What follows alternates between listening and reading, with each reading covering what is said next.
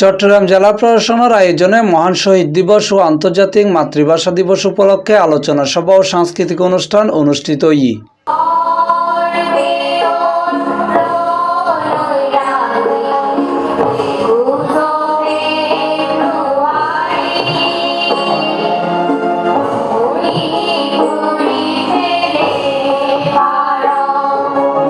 ফেব্রুয়ারির 21 তারিখ শুক্রবার সকালে জেলা শিল্পকলা একাডেমি হলত এই আলোচনা সভা ও সাংস্কৃতিক অনুষ্ঠান এবং পুরস্কার বিতরণী অনুষ্ঠিত হয়।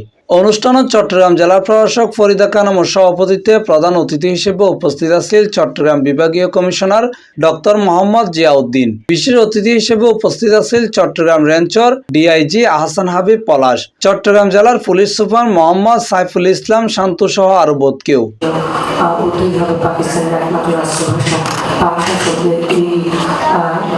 রক্তচক্ষুকে চাপিয়ে দেওয়া রক্তচক্ষুর বিরুদ্ধে রফিক জব্বার রাস্তায় নিয়েছিল, স্লোগান দিয়েছিল, মিছিলে ঘুরে হয়েছিল, তারা জীবন দিয়েছিল। এই রক্তে ভেজা লাশের উপরে দাঁড়িয়ে আমরা নতুন শহীদ মিনার নির্মাণ করেছিলাম। এখানে উর্দু বলতে মাত্র 6%, তাদেরটাই কিন্তু আমাদের রাষ্ট্রভাষা হবে। তার মানে তারা দেখাতে চাইলো, তারা প্রমাণ করতে চাইলো আমরা এই উর্দু দিয়ে তোমাদের উপরে অবস্থান করছি।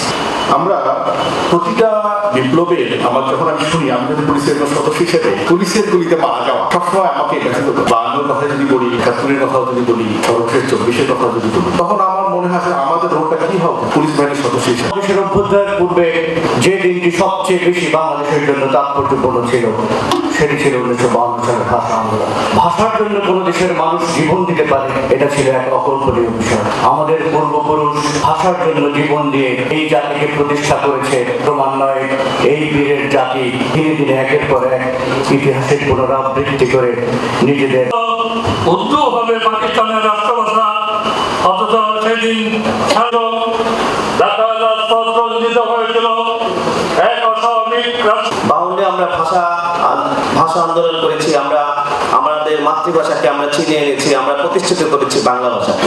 এই প্রতিষ্ঠাটাই শেষ কিছু নয়, এটাকে আসলে নার্সিং করা, এটাকে ধারণ করা আমাদের প্রতিটা বাংলাদেশী নাগরিকদের দায়িত্ব। আলোচনা অনুষ্ঠান শেষে প্রতিযোগিতায় অংশগ্রহণকারী সকলের মধ্যে পুরস্কার বিতরণ, নৃত্য, কবিতা আবৃত্তি অনুষ্ঠিত হয়।